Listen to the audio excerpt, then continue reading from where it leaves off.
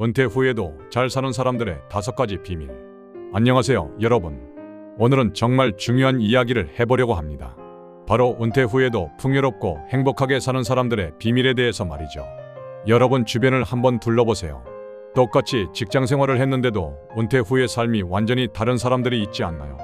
어떤 분은 매일 여행을 다니며 취미 생활을 즐기고 또 어떤 분은 경제적 걱정 때문에 잠을 못 이루죠. 저는 지난 몇 년간 성공적인 은퇴 생활을 하고 있는 분들을 만나면서 정말 놀라운 공통점들을 발견했습니다. 그들이 소리 없이 실천해온 5가지 습관들이 있더라고요. 오늘 이 이야기를 끝까지 들으시면 여러분도 분명히 다른 은퇴를 준비할 수 있을 거예요. 첫 번째 비밀, 20년 전부터 시작한 조용한 준비. 첫 번째로 발견한 비밀은 이분들이 남들보다 훨씬 일찍 준비를 시작했다는 것입니다. 그런데 여기서 중요한 건 이분들이 그 준비를 아무에게도 말하지 않았다는 거예요. 제가 만난 한 분은 40대 초반부터 매달 일정 금액을 따로 빼놓기 시작했다고 하더라고요. 주변 사람들이 새 차를 사고 더 큰 집으로 이사할 때도 묵묵히 자신만의 계획을 실행했죠. 그분 말씀이 남들이 보기에는 평범해 보였을 거예요. 하지만 나는 미래의 나를 위해 투자하고 있었다고 하시더라고요. 이런 분들의 특징이 뭐냐면 절대 과시하지 않는다는 거예요. SNS에 투자 수익률을 자랑하지도 않고 친구들한테 재테크 조언을 하지도 않아요. 그냥 조용히 꾸준히 자신만의 속도로 준비해 나가는 거죠. 또 하나 재미있는 건 이분들이 돈만 모은 게 아니라는 거예요. 건강관리도 20년 전부터 시작했어요. 유행하는 다이어트나 운동법을 따라하는 게 아니라 자신에게 맞는 운동을 찾아서 꾸준히 했다고 하더라고요. 한 분은 나는 40대부터 매일 아침 30분씩 걸었어요. 별것 아닌 것 같지만 지금 70세가 되어서도 무릎이 아프지 않아요.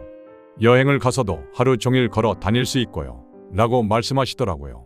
결국 이분들은 남들이 현재에만 집중할 때 20년 후에 자신을 그려보고 그를 위해 투자한 거예요. 그것도 아무도 모르게 조용히 말이죠. 두 번째 비밀, 인간관계의 질을 높이는 투자. 두 번째 비밀은 정말 놀라웠어요. 이분들이 인간관계에 투자하는 방식이 완전히 달랐거든요. 보통 직장인들은 업무상 필요한 인맥을 만들려고 하죠. 승진에 도움이 될 것 같은 사람, 사업에 도움이 될 것 같은 사람들과 관계를 맺으려고 해요. 그런데 성공적으로 은퇴한 분들은 정반대였어요. 이분들은 자신에게 도움이 될 사람을 찾는 게 아니라 자신이 도움을 줄 수 있는 사람들과 관계를 맺더라고요. 후배들을 멘토링하고 지역사회 봉사활동에 참여하고 취미 동호회에서 새로운 사람들을 만나면서 진짜 우정을 쌓아나간 거죠. 한 분이 이런 말씀을 하시더라고요. 은퇴하고 나니까 직장 사람들과는 자연스럽게 연락이 끊어졌어요. 하지만 취미 동호회에서 만난 친구들, 봉사활동에서 만난 사람들과는 지금도 매주 만나요. 이 사람들이 진짜 내 친구들이더라고요. 그리고 이분들의 또 다른 특징은 가족관계를 정말 소중히 여긴다는 거예요. 바쁜 직장생활 중에도 가족과의 시간을 의도적으로 만들었어요. 자녀들과의 관계도 배우자와의 관계도 지속적으로 투자했고요. 은퇴하고 나서 아내와 둘이 있는 시간이 많아졌는데 그때서야 우리가 얼마나 서로를 모르고 살았는지 깨달았어요. 다행히 젊을 때부터 대화를 많이 해왔어서 지금은 정말 좋은 친구 같아요. 라고 한 분이 말씀하시더라고요. 결국 이분들은 은퇴 전부터 진짜 관계를 만들어 왔던 거예요. 이해관계로 맺어진 인맥이 아니라 서로를 진심으로 아끼는 관계 말이죠. 세 번째 비밀, 평생 배움을 멈추지 않는 마음가짐. 세 번째 비밀을 발견했을 때는 정말 감동적이었어요. 이분들이 나이가 들어서도 계속 새로운 것을 배우고 있더라고요. 그런데 여기서 중요한 건 이분들이 배우는 이유가 남들과 달랐다는 거예요. 스펙을 쌓기 위해서도 아니고 누구에게 인정받기 위해서도 아니었어요. 순수한 호기심과 재미 때문에 배우더라고요. 한 분은 60세에 기타를 배우기 시작했다고 하세요. 젊을 때부터 기타를 치고 싶었는데 바빠서 못했거든요. 은퇴하고 나서 시간이 생기니까 바로 학원에 등록했어요. 처음엔 손가락이 아파서 힘들었지만 지금은 동호회에서 공연도 해요. 라고 하시더라고요. 또 다른 분은 외국어를 배우고 계셨어요. 여행을 좋아하는데 현지 사람들과 직접 이야기하고 싶었어요. 나이가 들어서 외국어를 배우는 게 쉽지 않지만 매일 조금씩 하다 보니까 이제 간단한 회화는 할 수 있어요. 이분들의 공통점은 실패를 두려워하지 않는다는 거예요. 나이가 들어서 새로운 걸 배우면 당연히 어색하고 서투를 수밖에 없잖아요. 그런데 이분들은 그걸 당연하게 받아들이고 오히려 재미있어 하더라고요. 처음에 컴퓨터를 배울 때 손자보다 못했어요. 그런데 손자가 할머니에게 가르쳐주는 시간이 우리에게는 너무 소중한 시간이 되었어요. 라고 한 분이 말씀하시는데 정말 감동적이었어요.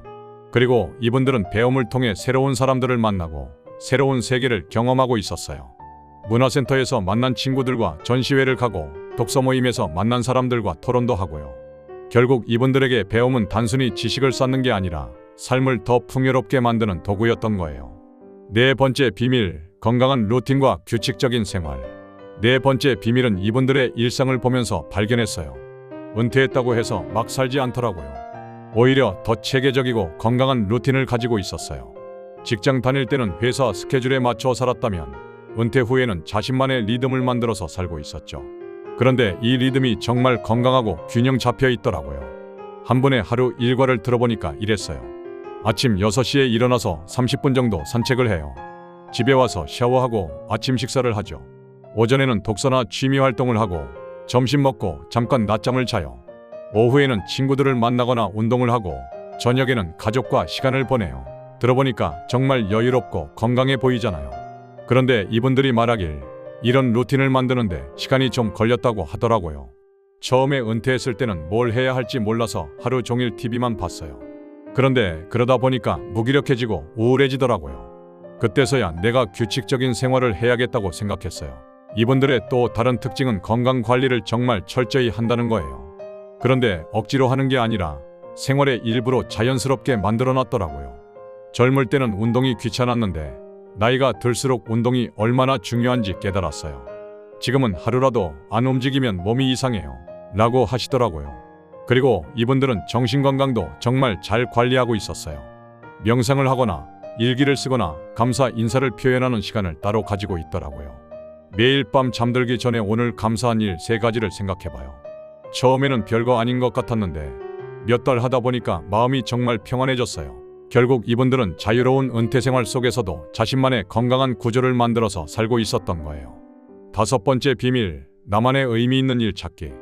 마지막 5번째 비밀이 가장 인상 깊었어요. 이분들이 모두 자신만의 의미 있는 일을 하고 있더라고요. 직장에서는 주어진 업무를 했다면 은퇴 후에는 자신이 진짜 하고 싶었던 일, 의미 있다고 생각하는 일을 찾아서 하고 있었어요. 그런데 이게 꼭 거창한 일은 아니었어요. 한 분은 동네 아이들에게 수학을 가르쳐주고 계셨어요. 젊을 때 교사가 되고 싶었는데 못했거든요. 지금이라도 누군가를 가르칠 수 있어서 행복해요. 아이들이 문제를 풀었을 때 기뻐하는 모습을 보면 저도 정말 기뻐요. 또 다른 분은 반려동물 봉사활동을 하고 계셨어요. 유기견들을 돌보는 일인데 이 아이들이 새 가족을 만날 때까지 임시로 돌봐주는 거예요. 힘들 때도 있지만 작은 생명을 살리는 일이라고 생각하면 보람이 있어요. 어떤 분은 작은 카페를 운영하고 계셨어요. 돈을 많이 벌기 위해서가 아니라 지역 주민들이 편안하게 쉴 수 있는 공간을 만들고 싶어서라고 하더라고요. 손님들이 여기서 친구들과 즐거운 시간을 보내는 걸 보면 뿌듯해요. 이게 내가 사회에 기여하는 방식인 것 같아요. 이분들의 공통점은 자신의 일을 통해 다른 사람들에게 도움이 되고 있다고 느낀다는 거예요. 그리고 그 일을 할 때 정말 생생하게 살아있음을 느낀다고 하더라고요. 직장 다닐 때는 월급을 받기 위해 일했다면 지금은 내가 정말 하고 싶어서 하는 일이에요. 누가 시키지 않아도 하고 싶고 아침에 일어나는 게 기다려져요. 그리고 놀라운 건 이런 일들이 경제적 도움도 된다는 거예요. 큰돈은 아니지만 용돈벌이 정도는 되고 무엇보다 자신이 여전히 사회에 기여하고 있다는 자부심을 갖게 해준다고 하더라고요. 결국 이분들은 은퇴를 끝이 아니라 새로운 시작으로 여기고 있었던 거예요.